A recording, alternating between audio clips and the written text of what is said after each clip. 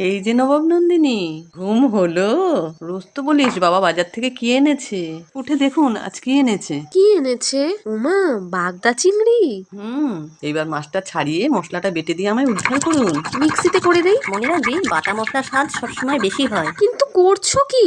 তোমার পছন্দের চিংড়ি ভাপি আর কি। এবার একটা শিলে সাদা সর্ষে, কালো সর্ষে, কাঁচা লঙ্কা, রসুন একসাথে বেটে নেওয়া পেস্টটা ছাড়ানো চিংড়ি মাছটায় দিয়ে তাতে হলুদ ও লবণ দিয়ে ভালোভাবে মেখে নিয়ে এবার একটা টিফিন কারিতে সর্ষের তেল দিয়ে তাতে ম্যারিনেট করা চিংড়ি মাছটা দিয়ে বাটি ধোয়া জল দিয়ে ভালোভাবে মিশিয়ে নিয়ে উপর দিয়ে সর্ষের তেল ও কাঁচা লঙ্কা দিয়ে টিফিন কারির ঢাকনাটা আটকে দেবো। এরপর কড়াইয়ে জল দিয়ে একটা স্ট্যান্ড দিয়ে তার উপর টিফিন কারি ভাপে বসাতে দিয়ে দেবো 20 মিনিটের জন্য।